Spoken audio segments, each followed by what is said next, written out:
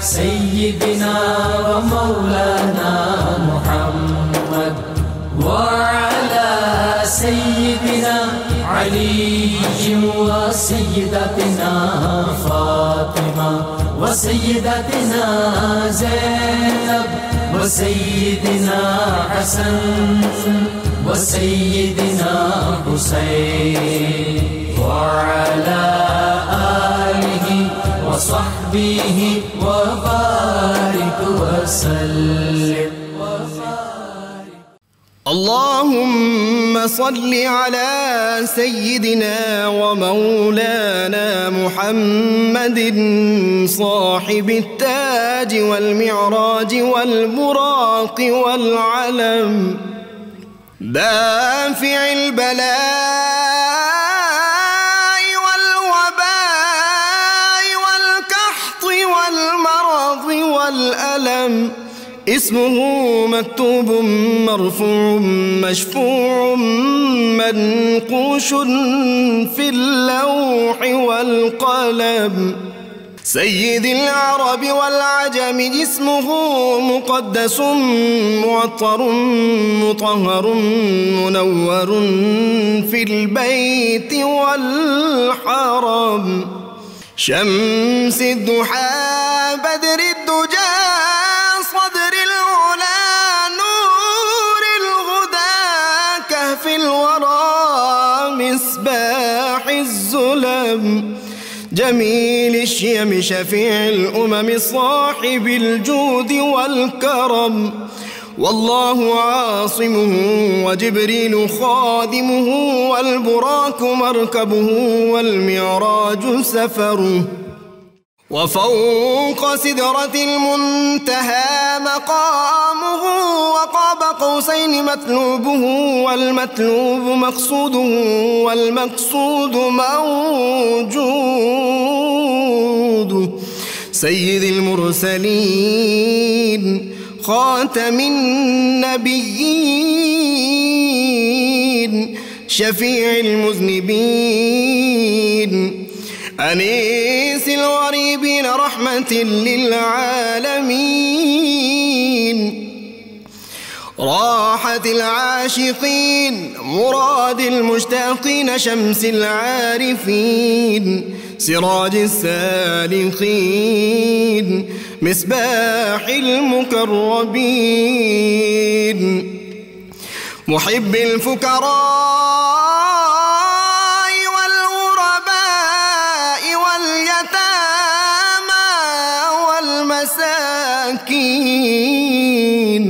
سيد الثقلين نبي الحرمين إمام القبلتين وسيلتنا في الدارين صاحب قاب قوسين محبوب رب المشرقين ورب المغربين جد الحسن والحسين مولانا ومولى الثقلين سيدنا أبي القاسم محمد بن عبد الله نور من نور الله يا أيها المشتاقون بنور جماله بلغ العلا بكماله كشف الدجى بجماله حصلت جميع خصاله صلوا عليه وآله وأصحابه وسلموا تسليما اللهم صل على سيدنا ومولانا محمد. बिस्मिल्लाहिर्रहमानिर्रहीम। अस्सलाम वालेकुम नाज़रीन, प्रोग्राम सुबह नूर के साथ आपका मेज़बान नज़ीर अहमद गाज़ी हाजिर है। नाज़रीन किराम, हज़रत अबू अनीस मोहम्मद बरकत अली साहब रहमहुल्लाह की मशहूर तालीफ़ अस्माउन नबील करीम सल्लल्लाहु अलैहि वसल्लम से एक इसमें मुबारक पढ़ने की सआदत हासिल कर रहा हूँ। सैयदना अल मुयस्सिरु सल्लल्लाहु अलैहि वसल्लम, हमारे सरदार, आसानियाँ पैदा फरमाने वाले, दुरूद व सलाम भेजे अल्लाह आप सल्लल्लाहु अलैहि वसल्लम, आपकी आले पाक और आपके सहाबा किराम पर। सैयदना अबू हुरैरा रज़ियल्लाहु अन्हु से रवायत, کہ حضور نبی کریم صلی اللہ علیہ وآلہ وسلم نے ارشاد فرمایا دین بہت آسان ہے، اور جو شخص دین میں سختی پیدا کرے گا تو اللہ تعالیٰ اس پر دین کو غالب کر دے گا۔ پس تم لوگ میانہ روی اختیار کرو اور اعتدال کے قریب رہو اور خوش ہو جاؤ کہ تمہیں ایسا دین ملا ہے کہ جو نہایت آسان ہے۔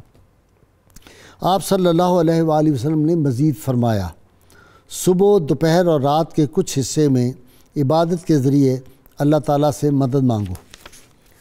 ناظرین کرام، دین اسلام میں اس بات کا بہت خیال رکھا گیا ہے کہ انسان جو نیک اعمال کرتا ہے، جو اپنی کمائی کرتا ہے، اس میں کوئی ایسا فعل اسے سرزد نہ ہو جائے جس کی وجہ سے اس کے وہ سارے نیک اعمال، وہ ساری نیکیاں جو ہیں وہ ضائع نہ ہو جائیں۔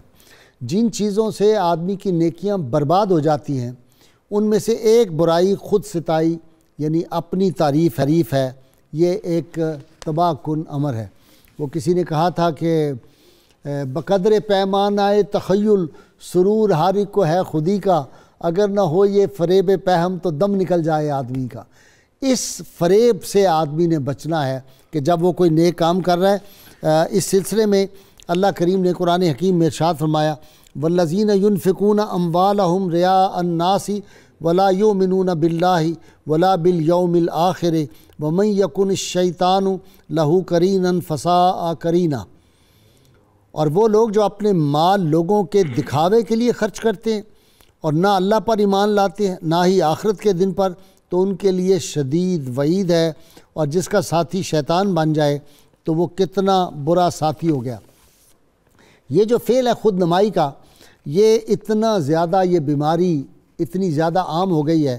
دین اسلام میں ہر کام جو آپ نے کرنا ہے وہ اللہ کے لیے کرنا ہے، اللہ کی خوشنودی کے لیے، اللہ کے محبوب صلی اللہ علیہ وسلم کی رضا اور ان کی پیروی کے لیے ہر عمل ہونا چاہیے، نہ کہ اپنی ذات کے لیے، اپنی شہرت، اپنی ناموری، دنیاوی فائدے کے لیے۔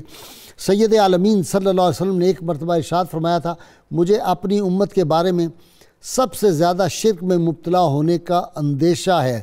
یہ اندیشہ نہیں کہ وہ سورج، چاند، مٹی، پتھر کے بت پوجنے لگیں گے، بلکہ اس کا اندیشہ ہے کہ وہ اپنے اعمال کا دکھاوا کرنے لگیں گے۔ یعنی وہ شرک نہیں کریں گے بتوں کی پرستش، لیکن یہ شرک جو ہے اس سے آپ صلی اللہ علیہ وسلم فرمایا کہ مجھے ڈر لگتا ہے۔ اسی طرح پھر ارشاد فرمایا جس شخص نے آخرت کا کوئی عمل دنیا کے لیے کیا اسے آخرت میں اس کا کوئی اجر نہیں ملے گا۔ آپ صلی اللہ علیہ وسلم نے فرمایا کہ اللہ کے رسول نے ان اعمال کی بھی نشاندہی فرمائی جن میں دکھاوا کیا جا سکتا ہے۔ مثلا آپ نے فرمایا جس شخص نے نماز پڑھی، روزہ رکھا، صدقہ کیا، لیکن اس کا مقصد محض دکھاوا تھا، اس نے اللہ کے ساتھ شریک ٹھہرایا۔ مجھے یاد آتا ہے ناظرین کرام، اسی طرح ایک اعرابی آپ صلی اللہ علیہ وسلم کی خدمت میں آیا، اسے آگے سوال کیا یا رسول اللہ صلی اللہ علیہ وسلم اگر ایک آدمی کوئی نیکی کا کام کرتا ہے تو اس میں دنیاوی غرض بھی ہوتی ہے، ساتھ وہ دینی غرض سے بھی یہ کام کرتا ہے، اس کو کوئی اجر ملے گا؟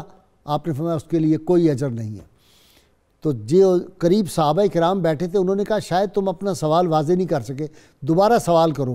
اس نے 3 مرتبہ سوال کیا اور آپ صلی اللہ علیہ وسلم نے تینوں مرتبہ فرمایا کہ اس کا آخرت میں کوئی اجر نہیں ہے۔ جو آدمی اس چیز کو مکس کر لے گا کہ دنیاوی فائدہ بھی اس کے پیش نظر ہو اور دینی فائدہ، دونوں کو مکس کر دے، خالصتاً اللہ کے لیے یہ کام کرنا ہے۔ اور اس پہ بے شمار مثالیں ہیں کہ اور بڑی سخت وعید آئی ہے۔ سیدنا ابو ہریرہ رضی اللہ تعالیٰ عنہ مشہور حدیث ہے بہت طویل، کہ جب وہ ایک صحابی کے سامنے یہ بیان کرنے لگے کہ قیامت کے روز سب سے پہلے جس آدمی کا حساب ہوگا وہ شہید ہوگا، اور وہ اس لیے دوزخ میں ڈال دیا جائے گا۔ جب اللہ کریم اس سے پوچھیں گے بتاؤ میں نے تمہیں نعمتیں عطا کی، ان کا کیا شکر ادا کیا؟ وہ کہے گا میں آپ کے راستے میں اللہ کریم شہید ہوا تھا۔ اللہ کریم فرمائیں گے تو اس لیے شہید ہوا تھا کہ تو چاہتا تھا لوگ کہیں بڑا بہادر ہے، تو وہ تو دنیا میں تمہیں اجر مل گیا تھا۔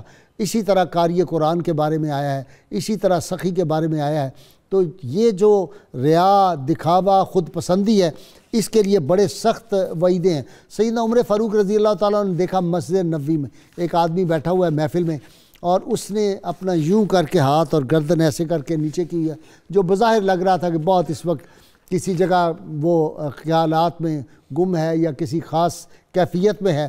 تو آپ نے سیدنا عمر فاروق رضی اللہ عنہ اس کو ڈانٹ کے کہا کہ تم یہ یہاں لوگوں کو نہ دکھاؤ، یہ کام کرنا ہے تو اپنے گھر جا کے کرو، اپنی تنہائی میں لوگوں کو یہ تاثر دینا۔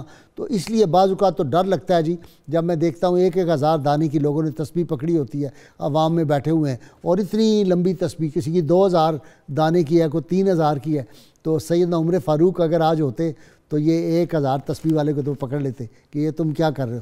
اسی طرح ہم نے دیکھا بعض اوقات مزارات پہ یا جو اجتماعات ہوتے ہیں ان میں جو خود نمائی کے جو ہم نے چیزیں دیکھی ہیں۔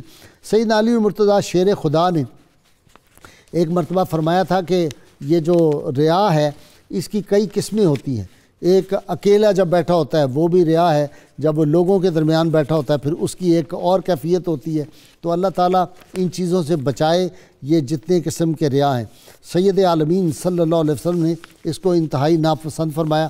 عبداللہ بن عمر رضی اللہ تعالیٰ عنہ سے روایت ہے، اللہ کے محبوب صلی اللہ علیہ وسلم نے فرمایا کہ 3 چیزیں ایسی ہیں جو انسان کو ہلاکت میں ڈالنے والی ہیں۔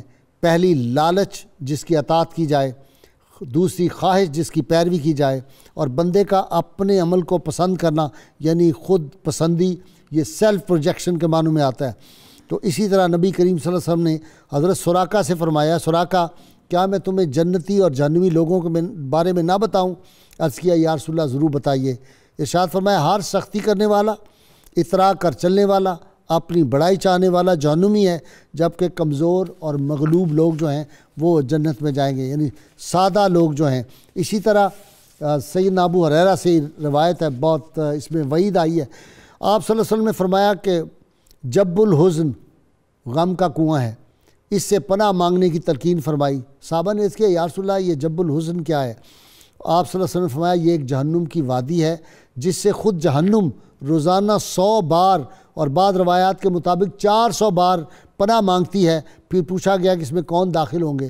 تو آپ صلی اللہ علیہ وسلم نے فرمایا وہ قراء جو قرآن کے پڑھنے پڑھانے والے جو اپنے اعمال میں ریاکاری کرتے ہیں، اور یعنی ریاکاری کے لیے شہرت و نمود کے جذبہ سے نیکی کے کام کرتے ہیں۔ اللہ تعالیٰ ہمیں اس سے محفوظ فرمائے۔ آج کا ناظرین کا ہمارا ٹاپک اسی حوالے سے ہے۔ میرے آج شریک گفتگو ہیں جناب پروفیسر سعید احمد خان صاحب، بہت بزرگ استاد، ان کے ساتھ مفتی محمد فاروق القادری صاحب سے آپ واقف ہیں، پروفیسر بشارت صدیق ہزاروی نوجوان اسکالر۔ آخر میں میں آپ کو یورپ سے آئے ہوئے برمنگھم سے قاری علی محمد قادری صاحب کو میں نے لندن میں بھی سنا، وہاں کے مختلف ٹیلی ویژن پہ مستقل قاری صاحب پروگرام بھی کرتے ہیں اور اینکر بھی، میزبان بھی ہوتے ہیں بعض جو روحانی پروگرام، بہت ٹی ویوں پہ قاری صاحب پڑھتے ہیں، بڑی خوبصورت آواز ہے۔ خوش بختی تھی آج میری ملاقات ہو گئی تو میں نے کہا کہ چلیں آج آپ ہمارے پروگرام میں ہمارے ناظرین کو آخر میں نعت رسول مقبول صلی اللہ علیہ وسلم سنائیں، وہ میں آپ کو آخر میں سنواؤں گا۔ ابتدا کر رہا ہوں جناب پروفیسر سعید احمد خان صاحب۔ خان صاحب ریاکاری کام بڑا مشکل ہے، اس سے بچنا۔ محترم غازی صاحب، یہ عجب، خود پسندی، ریاکاری وہ بدخلقی ہے جو بندے سے اس کی آدمیت اور احترام آدمیت اور انسانیت سب کچھ فنا کر دیتا ہے اور انسان کو حیوانیت کی اس منزل پر ڈال دیتی ہے کہ جس سے برا مقام اور کوئی ہے ہی نہیں۔ اس عجب پسندی کا، خود پسندی کا پہلا ظہور اس وقت ہوا جب شیطان نے کہا کہ انا خیر منہ، کہ میں اس سے بہتر ہوں، میں آدم سے بہتر ہوں۔ اب اس کہنے سے پہلے اس کا کیا مرتبہ مقام تھا فرشتوں میں، اللہ کے ہاں، لیکن جب اس نے اپنے آپ کو کچھ سمجھا تو پھر قعر مذلت میں اس حد تک گیا کہ آج کوئی آدمی بھی شاید ذی شعور ایسا نہ ہو جو اس سے پناہ نہ مانگتا ہو۔ جی، اس عجب پسندی کو اگر کوئی ذرا بھی اچھائی ہوتی اس میں تو امام المرسلین صلی اللہ تعالیٰ علیہ وسلم، آپ ایک مقام پر تشریف لے جا رہے ہیں، پیچھے سے کسی نے پکارا یا خیر البریہ، اے کائنات میں سب سے بہتر۔ قرآن کریم تو ہر مومن کو خیر البریہ کہتا ہے، لیکن سرور دو جہاں صلی اللہ علیہ وسلم نے ہمیں خود پسندی کی اس ذلت سے نکلنے کے لیے کیا تعلیم دی؟ فوراً اس کی طرف مڑ کر دیکھا اور فرمایا کہ ذاک ابراہیم، خیر البریہ تم نے مجھے کہا وہ تو حضرت ابراہیم علیہ السلام ہیں۔ نبی رحمت صلی اللہ علیہ وسلم نے فرمایا کہ من تواضع اللہ رفعہ اللہ، جو اللہ کے لیے اپنے آپ کو کمتر سمجھے گا اللہ خود اس کے مقام کو بلند کرے گا۔ اور ہم دنیا کے اندر یہ دیکھتے ہیں کہ تواضع کند ہر کے ہست آدمی، نہد شاخ پر میوہ سر بر زمیں، جس میں انسانیت ہے اس میں عجز ہوگا۔ وہ کبھی یہ گوارا نہیں کرے گا کہ میرا کوئی عمل لوگوں کے سامنے آئے، لوگ مجھے اچھا سمجھیں، کیونکہ آپ دیکھتے ہیں کہ جس ٹہنی کے ساتھ جتنا پھل زیادہ لگتا چلا جاتا ہے وہ اتنی جھکتی چلی جاتی ہے، اس میں وہ ریاکاری اور خود پسندی نہیں آتی۔ ایک پنجابی شاعر نے یہ بات بڑے خوبصورت انداز میں ہمیں سمجھائی کہ اچا صداون گل پھا پاون، میں اچا صدا کے بھلی، اچے سراں وچ پوسن مٹیاں جد انہیر قیامت بھلی۔ تو ہمیں اپنی حقیقت کو جاننا ہے۔ جنہیں ملا انہیں افتادگی سے اوج ملا، اور انہی نے کھائی ہے ٹھوکر جو سر اٹھا کے چلے۔ اب میرے اندر اگر یہ جذبہ پیدا ہو کہ میں کچھ ہوں، تو میں اس حقیقت کو کیوں بھول جاتا ہوں کہ جب میں نے دنیا میں قدم رکھا تو میں اپنے آپ کو صاف نہیں کر سکتا تھا، کسی کا محتاج تھا۔ میری حیثیت تو یہ ہے کہ جب میں دنیا سے جانے لگوں گا تو میرے بدن کے ساتھ جو علائشیں ہیں میں خود ان کو اس وقت خود دور نہیں نہ آتے ہوئے اپنی صفائی کر سکتا ہے، نہ جاتے ہوئے۔ اللہم صلی علی سیدنا و مولانا محمد وعلی سیدنا علی و سیدتنا فاطمہ و سیدتنا زینب و سیدنا حسن و سیدنا حسین وعلی آلہ و صحبہ و بارک وسلم۔ اللہم صلی علی سیدنا و مولانا محمد وعلی سیدنا علی و سیدتنا فاطمہ و سیدتنا زینب و سیدنا حسن و سیدنا حسین وعلی آلہ و صحبہ و بارک وسلم۔ مفتی صاحب سیدنا علی المرتضیٰ شیر خدا نے فرمایا 3 علامتیں ہیں ریا کی، خود پسندی کی۔ جب آدمی اکیلا ہو تو سست، جب مجمع میں ہو تو چست ہو جائے، یعنی نیک عمل جب تنہائی میں ہو تو کرنے میں کوئی نہیں، جب لوگوں کے سامنے ہو تو پھر آگے بہت تیز تیز کرے، جب اس کی تعریف کی جائے تو اپنا عمل زیادہ کر دے گا، یہ بڑا نیک آدمی ہے تو وہ کہے اب میں 10 نفل بھی ساتھ شامل کرتا ہوں نماز کی۔ جب اس کی مذمت کی جائے تو عمل میں کمی کر دے، یعنی گویا اس کو کسی سے، اصل مومن وہ ہے، اس کو کسی سے کیا غرض جس دل بے نیاز کو شوق نہ ہو عروج کا، خوف نہ ہو زوال کا۔ جی آپ نے حضرت علی مرتضیٰ شیر خدا رضی اللہ تعالیٰ عنہ کا فرمان سنایا، انہی کی 2 روایات آپ کے پیش خدمت ہیں۔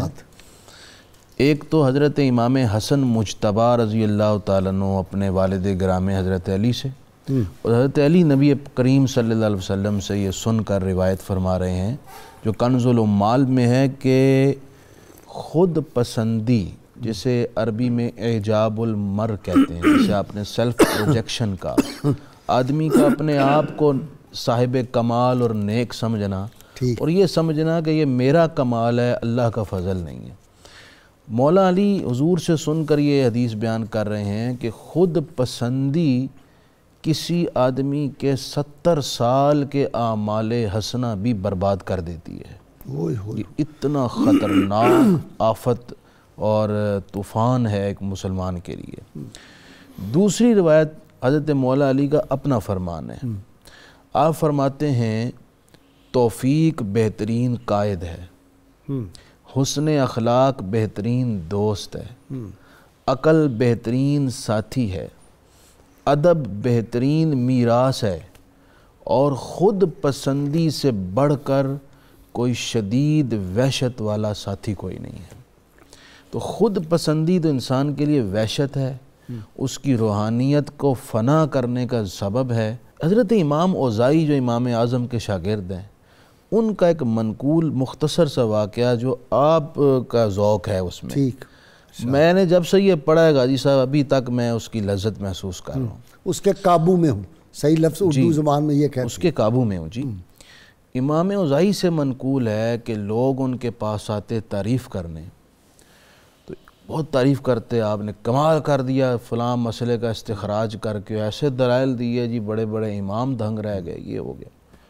امام اوزاعی فرماتے ہیں جب میری کوئی تعریف کرتا ہے نا میرے منہ پہ، تو میں دل ہی دل میں اپنے رب سے کہتا ہوں مولا تیرا فضل ہے، تو نے ان کے سامنے میری برائیوں کو نہیں ظاہر کیا، واہ واہ، میرے اچھائیوں کو ان کے سامنے رکھا، تو اے اللہ جو برائیاں ان کے سامنے تو نے میری ظاہر نہیں کی وہ معاف کر دے، اور جو یہ میرے بارے میں گمان رکھتے ہیں مجھے ویسا بنا دے۔ ایسا یہ میرے یہ سوچ تھی ہمارے آئمہ کی، کاش ہمیں یہ محسوس ہو، ہمیں یہ نصیب ہو۔ جی بشارت آپ کی طرف آتے ہیں۔ اچھا یہ مرض ایسا ہے کہ شیطان جو ہے اس کے پاس یہ بہترین ٹرک ہے، اور دنیا داروں پہ تو اس کا وار بہت آسانی سے چلتا ہے، لیکن دینی لوگوں کو بھی وہ ایسے قابو میں اپنے کرتا ہے، اللہ معاف کرے۔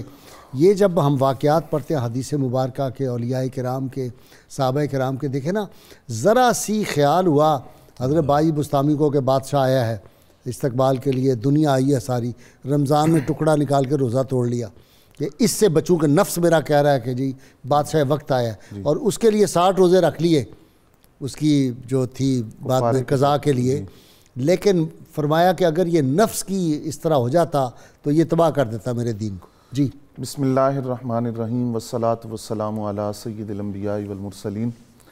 غازی صاحب قرآن مجید میں متعدد آیات میں اس خود پسندی کی اور ریاکاری کی مذمت بیان کی گئی اور اس کے انجام کو بیان کیا گیا۔ سورہ ماعون کے اندر، سورہ دہر میں، سورہ فاطر میں آیات موجود ہیں جس میں اس کی مذمت اور اس سے بچنے کی تلقین کی گئی۔ فویل للمصلین الذین هم عن صلاتهم ساہون، جی دکھانے کے لیے اور دکھاوے کے لیے عمل کرتے ہیں۔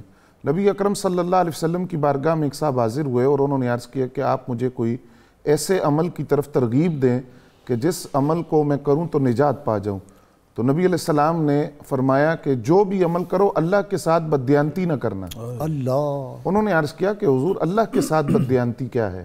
تو آپ نے فرمایا اللہ کے ساتھ بددیانتی یہ ہے کہ ایسا عمل جس کے کرنے کا حکم اللہ اور اس کے رسول نے دیا ہے، تم وہ عمل کرتے ہو لیکن خواہش یہ ہے کہ لوگ دیکھیں اور خوش ہوں اور تمہاری تعریف کریں کہ تم نے کتنا اچھا عمل کیا ہے، یہ اللہ کے ساتھ بددیانتی ہے۔ اس سے بڑھ کے امام حسن بصری رحمۃ اللہ علیہ کا ایک قول ہے اور اس کو سمجھنے کی ضرورت ہے۔ آپ فرماتے ہیں کہ خود پسندی اور ریاکاری یہ اللہ کی تقدیر پر غالب آنے کی کوشش ہے۔ ایک شخص تصنع اور بناوٹ کے ذریعے اچھا بننے کی کوشش کرتا ہے جبکہ اللہ کے ہاں وہ نیک نہیں ہے، اللہ کے ہاں وہ نکما لکھا گیا ہے، وہ اللہ کی تقدیر پر غالب آنے کی کوشش کر رہا ہے، اور فرمایا کہ ایسے شخص کے لیے کل قیامت کے دن کچھ بھی نہیں ہوگا، اور اس سے کہا جائے گا کہ تم اپنا اجر اس شخص سے جا کر لو جس کے لیے وہ تم عمل کرتے تھے۔ دوسری بات آپ نے فرمائی کہ دینی حلقوں کے اندر بنیادی طور پہ نا اس معاملے اس موضوع کی بہت زیادہ حدیث ہے، جی یہ بالکل، حدیث ہی انہوں نے دہرائی ہے۔ جی بالکل، بہت وسیع موضوع ہے۔ آپ دیکھیں کہ امام غزالی فرماتے ہیں دو طرح سے، بنیادی طور پر قولی طور پر بھی اور فعلی طور پر بھی ریاکاری ہوتی ہے۔ پھر آگے انہوں نے تفصیل بیان کی، لباس کے ذریعے، وضع قطع کے ذریعے، یہاں تک فرمایا کہ ایک بندہ مجلس میں بیٹھ کے اپنی مذمت کر رہا ہے، وہ بھی ریاکاری ہے۔ وہ لوگوں کے سامنے اپنے آپ کو عاجز ظاہر کر رہا ہے، اور دیکھنا پڑے گا کہ اخلاص سے کر رہا ہے یا ادروائز اس کی نیت کیا ہے۔ اسی طرح ایک شخص اپنے آپ کو بیمار ظاہر کرتا ہے، فرمایا یہ بھی ریاکاری ہے، کہ کس نیت کی بنیاد پہ کر رہا ہے، اس کی نیت بھی دیکھی جائے گی۔ نبی علیہ السلام نے فرمایا کہ وہ لوگ جو اپنے دین کے ذریعے دنیا کماتے ہیں، کس طرح کہ ان کا لباس بھیڑ والا ہے، زبان ان کی شکر سے زیادہ میٹھی ہے، دل ان کا بھیڑیوں والا ہے۔ فرمایا ان قریب ان کے درمیان انہی میں سے ایک فتنہ اٹھے گا، ایسا فتنہ کہ جو لوگوں کو حیران کر دے گا، اور یہ وہ لوگ ہیں کہ جن کو کل جنت کی خوشبو سونگنا بھی نصیب نہیں ہوگی۔ یہاں تک حضور نے فرمایا کہ کل ایک گروہ لایا جائے گا، ان کو حکم ہوگا کہ ان کو جنت کی طرف لے جاؤ، جنت کے دروازے تک وہ لوگ پہنچیں گے، جنت کی خوشبو بھی سونگیں گے، جنت کے محلات کو دیکھیں گے اور جنت کی ٹھنڈی ہواؤں کو محسوس کریں گے۔ جب وہ اس کا سحر طاری ہوگا تو اب حکم ہوگا کہ اب واپس لے آؤ، اب حکم ہوگا کہ ان کو جہنم کے اندر پھینک دو۔ اب وہ پوچھیں گے کہ یا اللہ اگر یہ جنت نہ دکھائی جاتی تو ہمارے لیے آسان ہو جاتا جہنم میں جانا، تو فرمایا جائے گا کہ تمہیں دو چیزیں دکھائی گئیں، ایک تو یہ کہ ریاکاری کی وجہ سے تمہارا اجر ضائع ہو گیا، ثواب ضائع ہو گیا، اور دوسرا تمہیں عذاب کے اندر مبتلا کیا گیا۔ اب ہوتا کیا ہے کہ ایک بندہ جب عمل کے اندر ریاکاری کرتا ہے تو وہ ریاکاری کی اس غلاظت سے لتھڑا جاتا ہے۔ پہل جو لوگ جنت میں داخل ہوتے ہیں ان کے ساتھ یہ نہیں جا سکتا، وہ لوگ جنت میں چلے جاتے ہیں، اس کو بھٹی کے اندر ڈالا جاتا ہے، بھٹی کے اندر ڈال کر اس کی پہلے ریاکاری کی غلاظت اتاری جاتی ہے، اس عمل سے گزرنے کے بعد پھر اس کو جنت کے اندر بھیجا جاتا ہے۔ اللہم صلی علی سیدنا و مولانا محمد وعلی سیدنا علی و سیدتنا فاطمہ و سیدتنا زینب و سیدنا حسن وسيدنا حسين وعلى آله وصحبه وبارك وسلم اللهم صل على سيدنا ومولانا محمد وعلى سيدنا علي وسيدتنا فاطمة وسيدتنا زينب وسيدنا حسن وسيدنا حسين وعلى آله وصحبه وبارك وسلم۔ جی پروفیسر ملکہ زبیدہ۔ جی میں عرض کر رہا تھا کہ ان کو مرنے کے بعد کسی نے خواب میں دیکھا تو کہا کہ تم دنیا میں نہر زبیدہ بنا کر کتنا عظیم کارنامہ سر انجام دے کر آئی ہو، جس کے آثار آج بھی موجود ہیں۔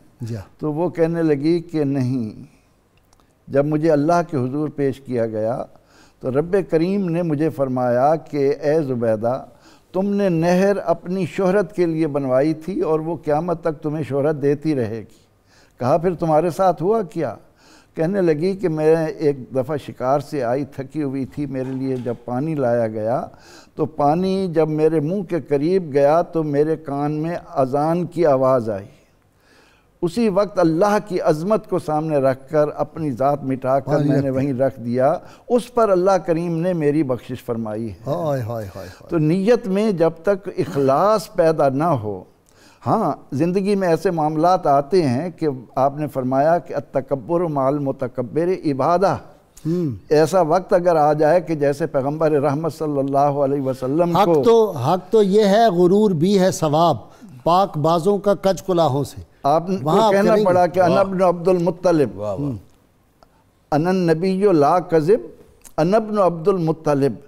لیکن اس کے علاوہ انسان جب تک اپنے آپ کو مٹائے نہیں، فلا تزکوا انفسکم، اللہ تعالیٰ نے سورہ متکبر کے ساتھ تکبر کرنا جو ہے صدقہ ہے، عبادت ہے، وہ عبادت ہے۔ لیکن جہاں خود نمائی شیطان انسان کے اندر پیدا کرتا ہے، میں جو کام بھی لوگوں کو دکھانے کے لیے کروں گا اس کا مجھے کوئی اجر نہیں ملے گا۔ اور خود خان صاحب، مفتی صاحب، خود بندہ کر کیا سکتا ہے؟ جی یہ تو توفیق الہی ہے، بے شک۔ اللہ کے وہ جو ایک درویش نے، کسی نے کہا نا کہ جی اللہ کے رستے میں دیں، اس نے کہا جی اللہ کے رستے میں کیسے دوں، جیب سے نکالوں؟ اس نے کہا نہیں، مجھے اپنے سے نہ دو، اللہ کے دیے ہوئے میں سے دے دو۔ بے شک، بہت اچھی یعنی بات یہ اگر آپ کی سوچ ہو، یہی سوچ ہے دراصل جو خود پسندی کی بیماری کا علاج کرتی ہے۔ اس کے علاوہ اس کا کوئی اور علاج نہیں ہے۔ بندہ یہ سوچے میں سخاوت کر رہا ہوں تو دیا کس نے، میں بہت زیادہ چیزوں کو سمجھتا ہوں تو مجھے فہم کس نے دیا ہے، حسن کس نے دیا ہے، عقل کس نے دیا ہے، علم کس نے دیا ہے، چلنے کی صلاحیت کس نے دی ہے، اس پر غور کرے گا تو اس بیماری کا علاج ہوگا، وگرنہ اور علاج نہیں ہے۔ قرآن مجید میں دو مقامات سے میں نشاندہی کرانا چاہتا ہوں جہاں پر خود پسندی کی وجہ سے نقصان ہوا اور اس کا بیان کیا گیا۔ مثلا قارون ہے، اس نے جو کہا انما اوتیتہ علی علم عندی، اس نے کہا جی یہ تو جو میری صلاحیتیں ہیں، میرے پاس جو مال اور دولت اکٹھا ہوا ہے کہ سینکڑوں لوگ مل کے اس کی صرف چابیاں اٹھاتے ہیں، موسیٰ علیہ السلام اس سے زکوٰۃ کا مطالبہ کر رہے ہیں، یہ مجھے کسی اور نے نہیں دیا، یہ تو جو میرے اندر ایک علم کی صلاحیت ہے اس کی بدولت نعمتیں جمع ہوئی ہیں میرے پاس۔ یہ خود پسندی تھی جس نے پھر قارون کو زمین میں دبا دیا اور قیامت تک حدیث کے مطابق وہ دھنستا رہے گا۔ ایک بات۔ دوسری بات جی سورہ توبہ کی آیت نمبر 25 جس کا بھی ذکر حضرت نے بھی کیا اس کے ایک حصے کا، غزوہ حنین کے لیے صحابہ اکرام جا رہے ہیں اور 12,000 کا مسلمانوں کا لشکر ایک بڑی تعداد ہے۔ اس دوران کہ آپ صحابہ بڑے شان و شوکت سے جا رہے ہیں تو رستے میں بعض صحابہ اکرام کے منہ سے یہ الفاظ ادا ہوئے کہ آج ہمیں کوئی شکست نہیں دے سکتا اور کوئی ہم پر غالب نہیں آ سکتا، دیکھو ہماری اتنی بڑی تعداد ہے۔ یہ خود پسندی جب آڑے آئی تو قرآن نے کہا وَيَوْمَ حُنَيْنٍ إِذْ أَعْجَبَتْكُمْ كَثْرَتُكُمْ فَلَمْ تُغْنِ عَنْكُمْ شَيْئًا، یاد کرو حنین کا دن جب تمہیں تمہاری کثرت نے خود پسندی میں مبتلا کیا تو تمہیں پھر کسی شے نے تمہیں سہارا نہیں دیا اور کوئی ہزیمت دیکھنی پڑی، لیکن وہ اس کا بطور انجام تو جنگ جیت گئے، جنگ جیتے، بڑا نبی مال آیا۔ کریم صلی اللہ علیہ وسلم کی استقامت نے وہاں پر، کیونکہ سارے جب ادھر ادھر ہو گئے تو سرکار کھڑے رہے اور آپ نے فرمایا تھا انا نبی، میں سچا نبی ہوں، اور یہ بات اس میں کوئی کذب نہیں۔ خود پسند شخص اپنی خامی کو قبول کرنے کے لیے کبھی تیار نہیں ہوتا، کیونکہ اس کے کان عادی ہو گئے ہیں اپنی تعریف سننے کے، لہٰذا وہ اپنی خامی کسی سے سنے تو پھر اس کا دشمن ہو جاتا ہے ذہنی طور پر۔ وہ سمجھتا ہے کہ یہ شخص میرے ساتھ حاسد ہے، میرے مخالف ہے، میرے ساتھ ضد رکھتا ہے، اس طرح دشمنی بھی جنم لیتی ہے۔ نبی کریم صلی اللہ علیہ وسلم اعمال جب ضائع ہو جائے سب سے خطرناک بات تو یہ ہے جو کمائی کی ہوئی ہے، سارے 30 روزے رکھے ہیں، شعب الایمان کا ایک ٹکڑا حدیث کا فرمایا آپ صلی اللہ علیہ وسلم نے کہ جس طرح آگ لکڑی کو کھاتی ہے اسی طرح خود پسندی بندے کے اعمال کو کھا کے چلی جاتی ہے۔ جی یہ وہ آگ ہے جو جلا کے راکھ کر دیتی ہے ہر شے۔ ایسا ویسے ہی ہے، حضرت سعید ابن مسیب رضی اللہ تعالیٰ عنہ فرماتے ہیں کہ ایک شخص نے سوال کیا کہ میں عمل کرتا ہوں اور عمل کے اندر میری نیت یہ ہے کہ مجھے ثواب بھی ملے اور لوگ بھی دیکھ لیں، تو آپ نے اس شخص سے پوچھا کہ تو یہ چاہتا ہے کہ تجھ پر اللہ کا غضب آئے؟ تو اس نے کہا جی نہیں میں یہ نہیں چاہتا۔ تو فرمایا جب بھی تم عمل کرو تو اخلاص کے ساتھ عمل کرو۔ حضرت شیخ سعدی رحمۃ اللہ علیہ نے ایک واقعہ لکھا ہے کہ ایک شخص ایک بادشاہ کے دسترخوان پر گیا، اس نے بہت کم کھانا کھایا، کھانا کھانے کے بعد جب وہ نماز کے لیے کھڑا ہوا تو بڑی لمبی نماز پڑھی، نماز پڑھ کے کھانا کھا کے جب وہ گیا تو بیٹا اس کا ساتھ تھا، گھر پہنچے تو گھر پہنچتے اس نے کھانا مانگا، تو اس کے بیٹے نے کہا ابا جی ابھی آپ کھا کے آئے ہیں؟ تو اس نے کہا کہ میں نے کم اس لیے کھایا کہ لوگ میرے قلت طعام کے حوالے سے تعریف کریں کہ بہت کم کھانا کھاتا ہے۔ بہت صوفی ہیں یہ۔ ہاں جی۔ اب جب اس نے یہ بات کی تو اس کے بیٹے نے اس سے کہا کہ ابا جی آپ پھر ایسا کریں کہ نماز بھی دوبارہ پڑھ لیں۔ تو اس نے پوچھا کیوں؟ اس لیے کہ جس طرح کھانا آپ نے لوگوں کو دکھانے کے لیے تھوڑا کھایا، نماز بھی آپ نے اللہ کے لیے نہیں پڑھی کیونکہ معمول سے ہٹ کر آپ نے بڑی لمبی نماز پڑھی۔ تو اس طرح انسان اپنے اجر کو ضائع کرتا ہے، اعمال کو ضائع کرتا ہے، کیونکہ کل فرشتے اللہ کی بارگاہ میں عرض کریں گے کہ یہ جن اعمال کو قبول نہیں کیا جا رہا الہی ان میں بھی تو خیر ہی خیر ہے، تو رب فرمائے گا خیر تو ہے لیکن یہ عمل میرے لیے نہیں کیے گئے، یہ ان لوگوں کے لیے گئے جن سے یہ تعریف سننا چاہتا تھا۔ کرام کی اس حوالے سے کیا کیفیات تھی کہ ایک ولی کامل جمعہ کے دن سب سے جلدی جاتے تھے اور پہلی صف میں بیٹھتے تھے، کئی عرصہ ان کا یہ معمول رہا۔ ایک دن ان کو تاخیر ہو گئی، تاخیر سے جب گئے تو پچھلی صفوں میں بیٹھے، لیکن دل میں افسوس آیا کہ آج لوگ اس جگہ پہ دیکھیں گے تو سوچیں گے کہ آج وہ فلاں ولی نہیں آیا۔ یہ بات سوچتے ہی وہ پریشان ہو گئے کہ یہ تو پھر ریاکاری ہے۔ جب یہ بات میرے ذہن میں آ گئی کہ لوگ مجھے دیکھ کر سوچیں گے کہ وہ نہیں آیا، اس دن کے بعد انہوں نے توبہ کی اور وہ ایک کونے کے اندر چھپ کر بیٹھتے تھے۔ حضرت امام غزالی بھی یہی بات فرماتے ہیں کہ مجھے کسی نے کہا کہ 40 دن تم مسلسل اخلاص اور اختیار کرو، ریاکاری سے دور ہو جاؤ، دل کی حکمت زبان پر آ جاتی ہے۔ لیکن یہ پروفیسر آپ اس کا جواب دیں۔ امام غزالی رحمۃ اللہ علیہ کو مرتبہ اسی بات پر ملا تھا، یہ لوگ اپنے اوپر ظلم کر رہے ہیں، جب تک یہ خود پسندی میں مبتلا رہتے ہیں ان کا کوئی عمل اللہ کے ہاں قبولیت کو نہیں جاتا۔ امام غزالی کو دیکھیں، وہ فرماتے ہیں کہ جب چھوٹی عمر میں اللہ نے مجھے علم سے نوازا، میں صدر مدرس بن گیا تو میری یہ خود پسندی مجھے ملامت کرنے لگی۔ چھوٹی عمر میں وہ سارا کچھ چھوڑ کر 14 سال وہ فرماتے ہیں کہ میں رہا اور اپنی میں کو مارا۔ المنکس بن الزلال پھر اسی دور کی. جی ہاں جی ہاں جی وہی سارا اس کو بیان کرتے ہیں. تو پھر نتیجہ کیا نکلا کہ وہ کن بلندیوں پر پہنچے. پھر اپنے تجربے کو بیان کرتے ہوئے انہوں نے ایک خوبصورت واقعہ بیان کیا کہ ایک جگہ درخت سے پانی ٹپکنے لگا. لوگوں نے سمجھا درخت بزرگ ہو گیا ہے. پہنچے وہاں دھاگے باندھ رہے ہیں, مرادیں مانگ رہے ہیں. ایک عابد و زاہد تھا, اس کو خیال آیا اور اس نے کلاڑا لیا اور جا کر کہ میں کاٹ کر آؤں. شیطان نے روکا لیکن اخلاص تھا, شیطان کو گرا دیا. اور اس کے بعد شیطان نے اس کو لالچ دیا کہ آئندہ تمہیں یہ فائدہ ریال روز تمہارے تکیے کے نیچے ریال پڑے ہوں گے. تو اس کے بعد جب وہ بند ہوئے تو خود پسندی جو تھی وہ عروج کر آئی, اور پھر گئے تو شیطان نے پکڑ کر ان کو پچھاڑ دیا. اور وہ کہنے لگا کہ وجہ کیا ہے؟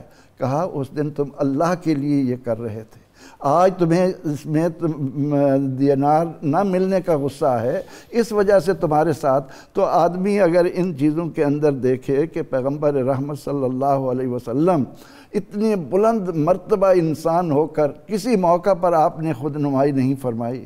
لیکن اگر آپ کوئی کام لوگوں کے سامنے کر رہے ہیں لیکن آپ کی نیت اپنے پروردگار کو راضی کرنے کی ہے اور اس میں یہ شامل ہے کہ اس عمل کو دیکھ میرا کوئی تعلق نہیں, یہ رب نے دیا ہے, رب تعالیٰ نے دیا ہے. اور بھی تو اس کے لیے قرآن کریم نے کہا ان تبدوا الصدقات فنعما ہی, اگر تم صدقات ظاہر کر کے دو تو کیا ہی اچھا ہے. لیکن وَإِن تُخْفُوهَا وَتُؤْتُوهَا الْفُقَرَاءَ فَهُوَ خَيْرٌ لَكُمْ, اگر چھپاؤ اور لوگوں کے حوالے کرو تو یہ تمہارے حق میں بہتر ہے. اللہم صلی علی سیدنا و مولانا محمد وعلی سیدنا علی و سیدتنا فاطمہ و سیدتنا زینب و سیدنا حسن وسيدنا حسين وعلى آله وصحبه وبارك وسلم. اللهم صل على سيدنا ومولانا محمد وعلى سيدنا علي وسيدتنا فاطمة وسيدتنا زينب وسيدنا حسن وسيدنا حسين وعلى آله وصحبه وبارك وسلم. اللهم صل على سيدنا ومولانا محمد. ویلکم بیک ناظرین کرام, کتاب الشفا سے نسخے کا وقت ہو گیا. بد ہضمی کا روحانی علاج. اگر کسی شخص کو بد ہضمی کی شکایت ہو تو کھانا کھانے کے بعد تھوڑے سے نمک پر سورہ بنی اسرائیل کی آیت نمبر 105 7 مرتبہ پڑھ کر کھا لیں. انشاءاللہ بد ہضمی جو ہے وہ ختم ہو جائے گی. شرط یہ ہے اول و آخر کم از کم 11 مرتبہ کوئی بھی درود پاک جو آپ کو آتا ہو وہ پڑھیں. حضرت شیخ عبدالحق محدث دہلوی رحمہ اللہ فرماتے ہیں جو شخص درود و سلام پڑھے اور پھر اس کے وسیلے سے دعا کرے تو وہ دعا کبھی مسترد نہیں ہو سکتی. جی قاری صاحب. لطف ان کا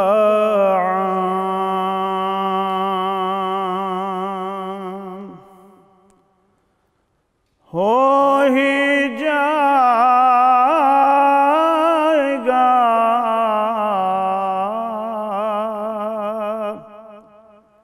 شاد ہر ناکام ہو ہی جائے گا لطف ان کا عام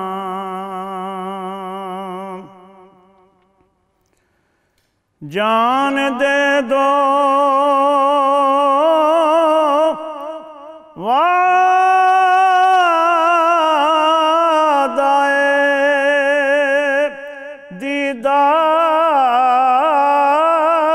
پر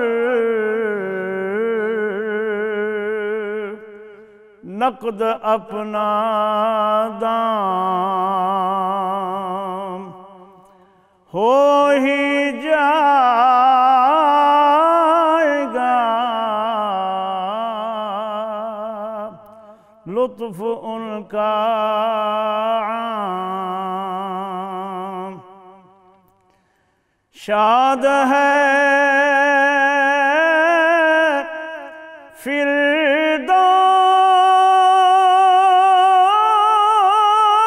فردوس یعنی ایک دن قسمت خدا ہو ہی جائے گا لطف ان کا عام بے نشانوں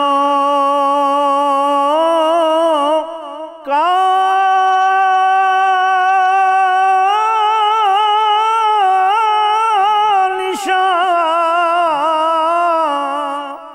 مٹتا نہیں مٹتے مٹتے نام ہو ہی جائے گا شاد ہر ناکام اے رضا ہر کام کا ایک وقت ہے دل کو بھی آرام ہو ہی جائے گا لطف ان کا اللہم صلی علی سیدنا و مولانا محمد وعلی سیدنا علی و سیدتنا فاطمہ و سیدتنا زینب و سیدنا حسن و سیدنا حسین وعلى آله وصحبه وبارك وسلم